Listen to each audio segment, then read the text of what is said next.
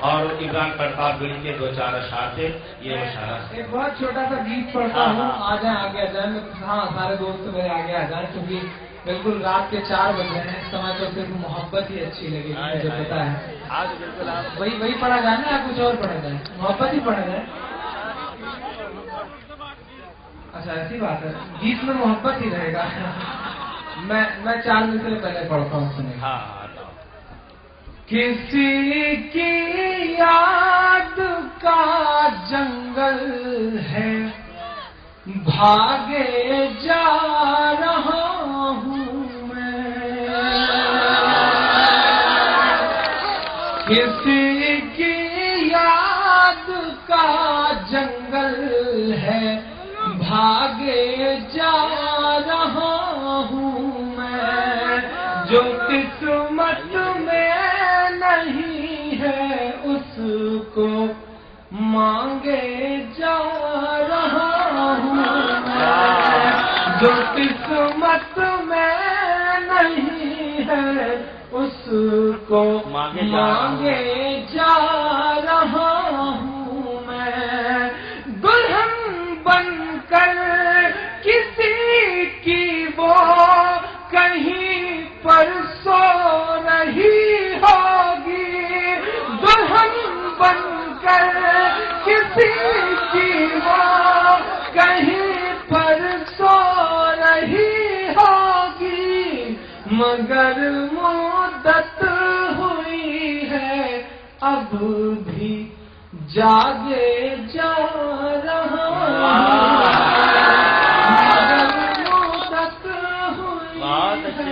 اب بھی یہ بڑے خطرناک لوگ ہیں مختار بھائی. اب مجھے پتا ہے وہ میرے دوست ہیں، ان کا ایک شعر ہے کہ نیا پانے کی چاہت میں پرانا چھوٹ جاتا ہے. تجھے اپناؤں تو مجھ سے زمانہ روٹ جاتا ہے. محبت پڑھنے لکھنے میں بہت آسان ہے لیکن محبت کو نبھانے میں پسینہ چھوٹ جاتا ہے. محبت کو نبھانے میں پسینہ چھوٹ جاتا ہے. لڈو بھائی چلے گئے کیا؟ اچھا کہیں نپٹ گئے. وکیل آدمی ہے، وکیل آدمی بڑا خطرناک ہوتا ہے. ابھی مجھے پتا چلا کہ وہ وکیل ہے. پچھلے دنوں میرے پرتاپ گڑھ میں ایک وکیل کو کتے نے دوڑا لیا.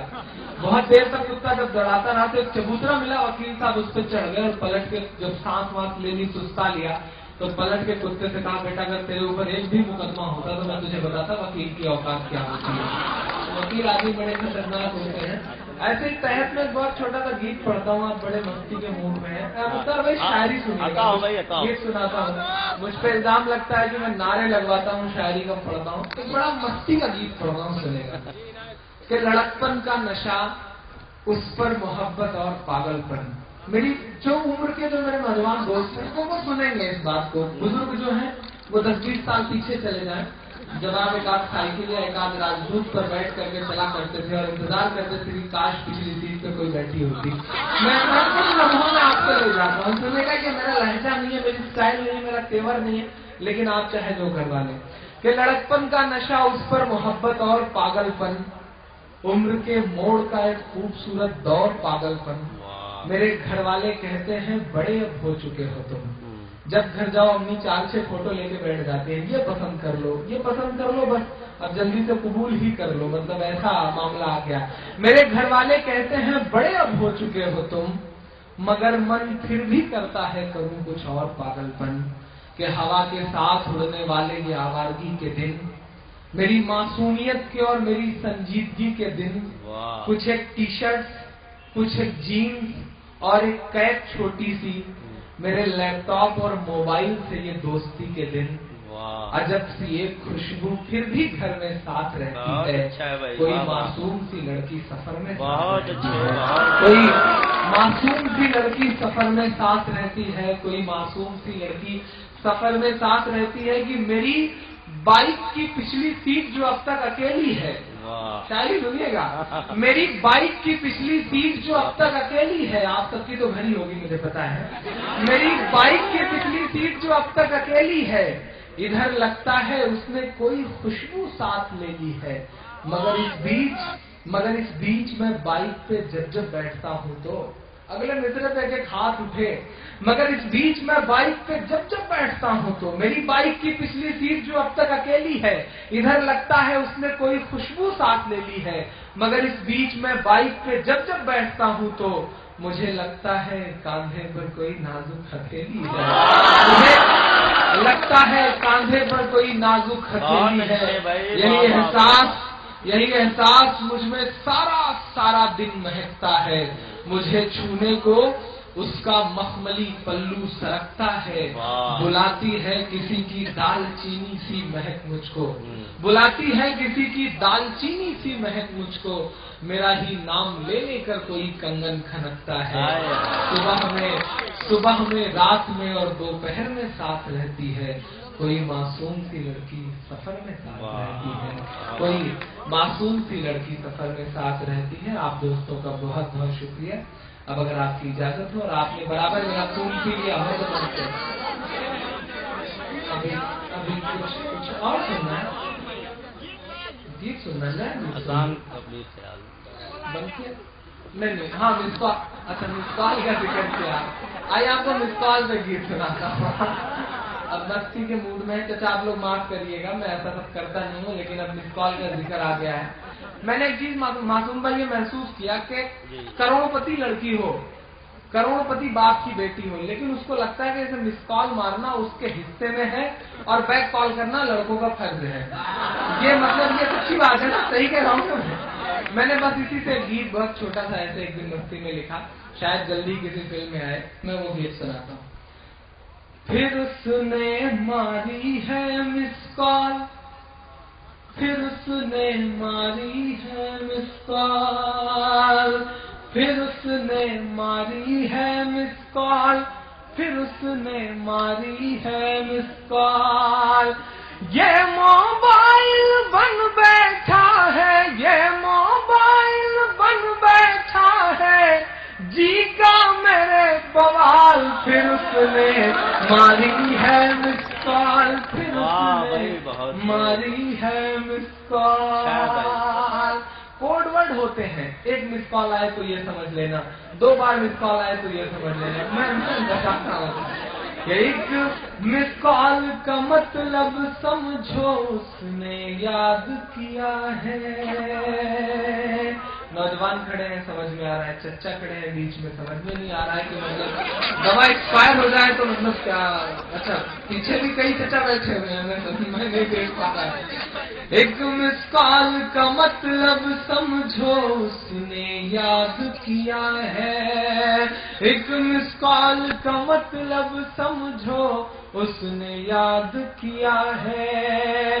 2 आए तो समझो मिलने की फरियाद किया है, 2 आए तो समझो मिलने की फरियाद किया है।